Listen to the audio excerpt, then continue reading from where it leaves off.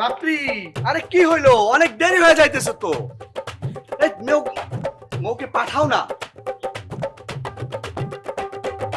মৌ, এই মৌ। দুলা ভাই, এই যে আমি রেডি।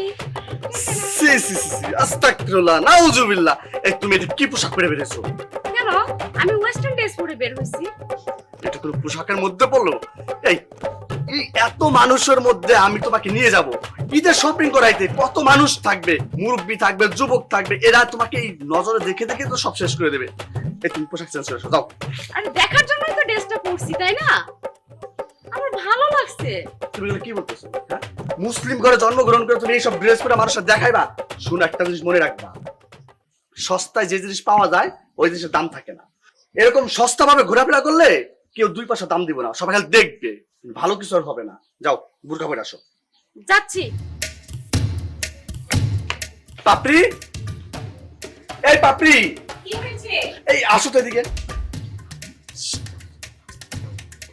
তোমরা না বলো শপিং এ যাবা, চিৎকার করছো কেন? শপিং এ তো যাওয়ার জন্য বের হইছি, তুমি একবার খেয়াল করবা না তোমার বোন কি পরে বের হইছে? কেন, কি পরে বের হইছে? এতটুকু ড্রেস পরে বের হইছে। ও, এইটা তো ওর কাছে নরমাল বিষয়। আরে ও দেশের বাইরে বড় হয়েছে, ও এইসব ড্রেস পরবে, এটাই তো স্বাভাবিক। আপনি তুমি কিন্তু বলে যাচ্ছ, তুমি কিন্তু একজন মুসলিম ঘরের মেয়ে, আমি একজন মুসলিম ঘরের সন্তান। তা আমাদের মধ্যে এত মিল, আমরা এত ধর্মকে মানি, আর তোমার বোন যদি আমার সাথে এইভাবে বের হয়, আল্লাহর কাছে আমি কি জবাব দেবো? আর মানুষ দেখে কি বলবে? সিসি করবে। সেটা তো বুঝতে পারছি, কিন্তু ও তো এগুলা পরেই কমফর্ট ফিল করে। তুমি কেন বুঝতেছো না? ওকে একটু বুঝাও, এটা ঘর, এটা গ্রাম, এটা ওর শহর না, আর এটা তো বিদেশ না। এটা ওকে আমি বুঝিয়েছিলাম, কিন্তু তারপরেও যে ও না বুঝিয়ে ড্রেস পরে তোমার সঙ্গে যাবে, সেটা তো আমি বুঝি নাই। আচ্ছা, আমি ওকে ভিতরে গিয়ে বুঝিয়ে বলছি বোরকা পরে যাওয়ার জন্য, ঠিক আছে? আচ্ছা, যেতে হবে না, আমি চলে আসছি। ও এই তো চলে আসছে। মাশাআল্লাহ, তোকে কি সুন্দর লাগছে, দেখতে পাচ্ছিস? আসলে আমি বুঝতে পারিনি যে তোমাদের এলাকায় এরকম পোশাক পরে বের হওয়া যাবে না। আর যদি আমাকে নিয়ে তোমাদের এত সমস্যা হতো তাহলে আমি বোরকা পরে বের হতাম। আসলে দুলাভাই, ওইরকম পোশাক পরে বের হওয়াটা আমার উচিত হয়নি। আমি যদি আগে জানতাম যে এরকম পোশাক পরলে আপনার মান সম্মানের সমস্যা হবে, তাহলে আমি কখনোই পরতাম না। আমার ভুল হয়ে গেছে, আপনি আমাকে ক্ষমা করে দিবেন। আরে শোনো, ঠিক আছে, মাফ চাইতে হবে না। মানে তুমি মানে আমার সমস্যা হবে দেখে তুমি এই পোশাক পরতেছো, এর জন্য বলি না।